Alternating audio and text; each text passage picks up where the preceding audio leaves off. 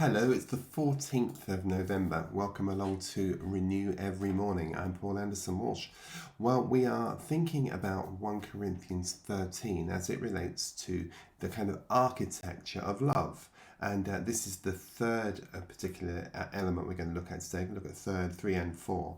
So we've looked already at love is patient. We then looked at love is kind.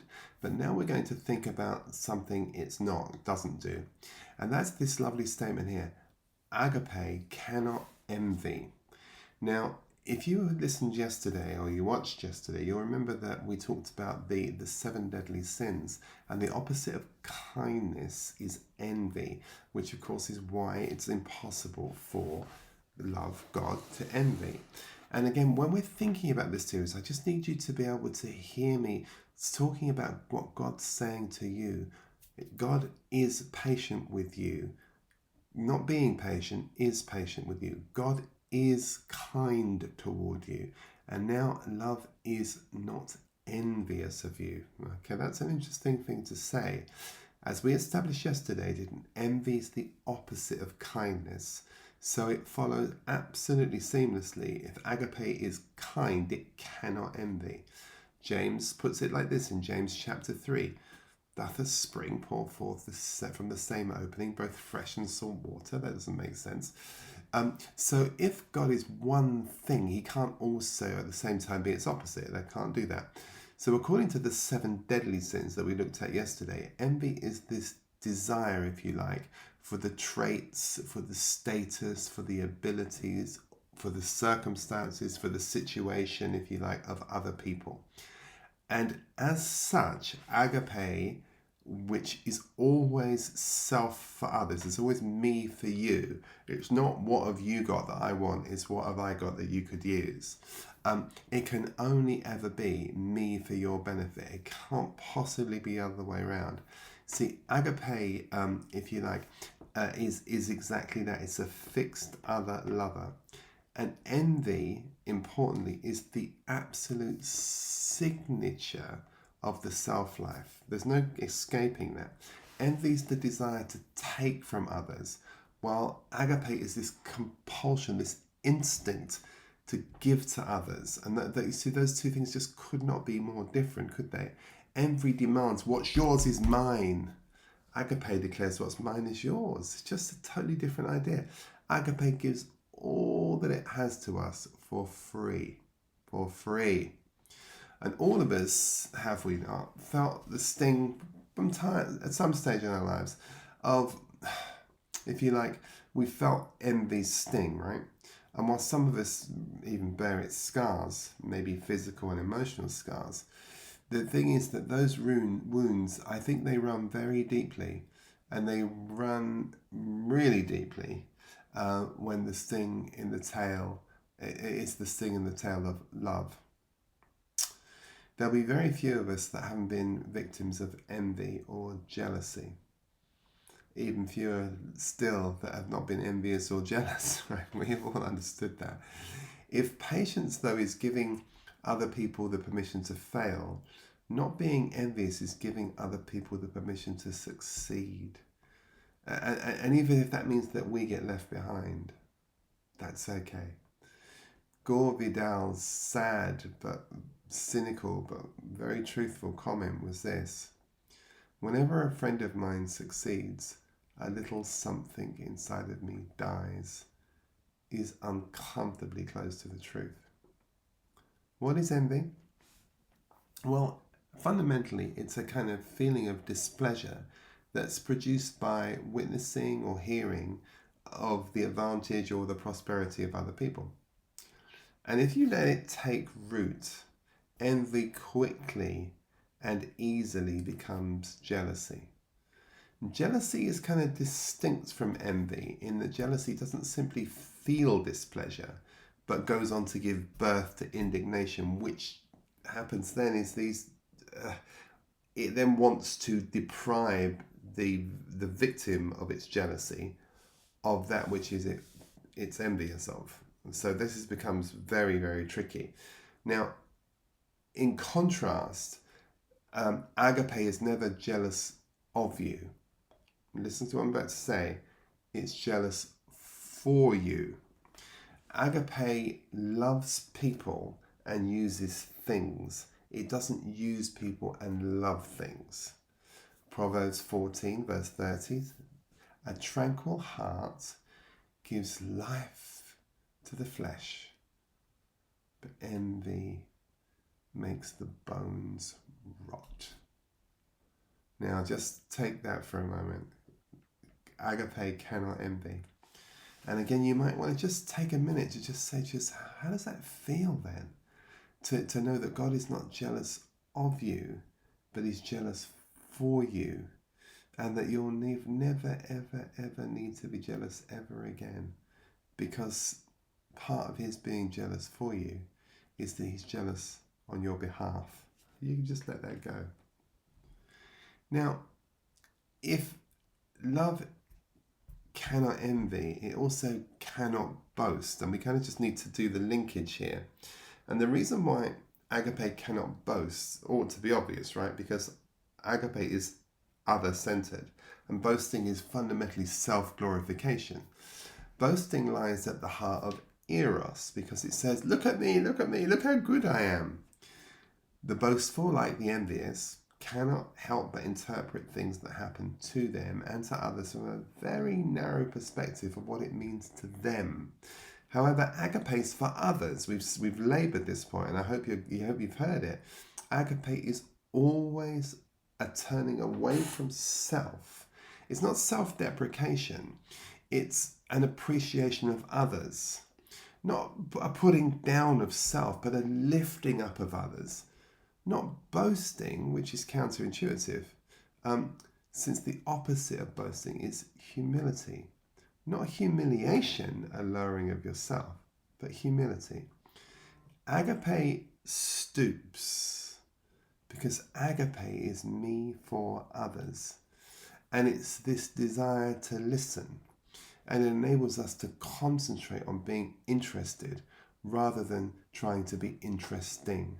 It enables us to be impressed rather than trying to be impressive. And again, how does it make you feel to know that God never says, look how good I am? The only thing God ever says is, look how great you are. Look how great you are. So are you beginning to see how this is building up for us? Because this, I think, is really quite an important thing for us. Because obviously we're talking about God to us, but we also have the important part of our gospel is Christ in us. And it's that Christ in us piece that we inevitably will come to, because we want to think about, well, what difference does that make in me? Well, the thing that's interesting about this first movement, this first cluster, this movement one about restraint, is it's about love mastered within. So when Paul begins his ascent we might call these inner disciplines of love, those qualities that restrain the egoic impulses, that reveal divine composure. And in mystical terms, this is kind of Carmel's lower slope, the place where love is purified of self-interest before it can become relational or radiant, if you like. And so this first sequence that we're talking about is all about safety, love's refusal to harm, love's refusal to hurry or to compare. It's love learning how to be still enough just to see truly and fully. So we've seen already, right? Agapē is patient. That love's restful timing. As we said, patience isn't the kind of the grit of endurance. It's the grace of presence. It's the refusal to force what must be allowed to unfold. And that's the difference, right? It's what you might call mindful compassion, to suffer with without being overwhelmed. To love someone is to say, I'm here for you. And that is patience, the willingness to remain, to stay available, to inhabit the slowness of somebody else's becoming. And that is a really big issue. And for the child, this means that divine love is never in a hurry for us to get it right. It waits because it knows that transformation takes time. And the seed knows when to sprout. Patience gives us permission to fail and therefore permission to succeed. Likewise, this idea of agape being kindness is love's gentle expression. The patience, if you like, is love's restraint. Kindness is love's release. It's the kind of outflow, the understanding, the warmth that naturally follows insight. Patience says, I'll not give up on you. Kindness says, I'll give myself to you. So they come together in this most extraordinary idea, right? It's really very beautiful indeed. If you like, kindness isn't flattery, nor is it niceness. It's just generosity without an agenda. That's what it is. That's all it does. And it's love in motion. It's the first movement outward from rest toward relationship, if you like. And now today we've added to that two more components. We've said love doesn't envy. So love's got this freedom from comparison. Oh, sweet Jesus, if I could think about the amount of pain I've caused myself and other people just from comparing myself, making these unwise comparisons. Oh, for goodness sake, will you stop? Just, Paul, when are you just going to be at peace and know that there's nobody else you'd rather be than who you already are? That needs a flick to switch in your mind. That needs a shift, doesn't it, sometimes? And this third step on this mountain then is subtle, because Paul turns to what love is, and we moves away from saying what it is to now saying what it's not. And he begins by saying it's not envious, because that's the sickness of separation, and love doesn't do that. Envy is the perception that someone else's gain might diminish me. It arises from this illusion of scarcity, the failure to see that I am in you and you are in me, and that's just so wrong. In Buddhism, they talk about three poisons: craving, aversion, and delusion, all born from the mistaken belief that we're separate. Agapē cannot envy because it knows no separation. It's not threatened by another's blessing, it delights in it. Love celebrates growth wherever it appears because it recognizes itself in every other. Where envy compares, Agapē completes. Where envy subtracts, love adds. Where envy resents, love rejoices. So freedom from envy is the fruit of inner abundance, the knowing that all is shared in God. And then we saw love doesn't boast, and this is important because boasting is kind of envy's mirror twin, if you like.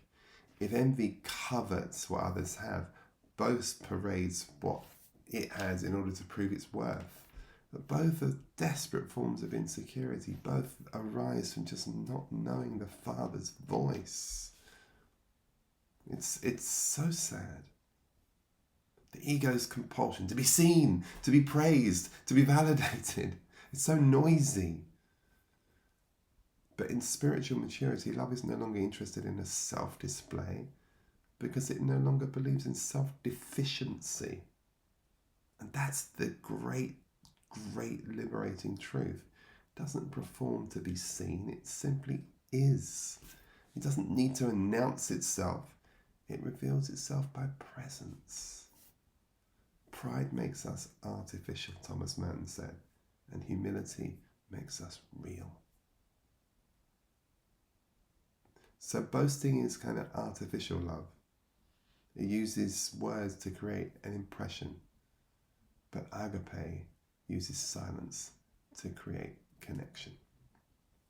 All right, so you get where we're going with this, right? And so tomorrow we're going to think about, we're going to move on and we're going to talk some about the next characteristics of love. But I just want you to hold these in your heart because, my dear friends, these are such precious truths. Oh, that we would anchor these in our souls. Have a good day. Bye-bye for now.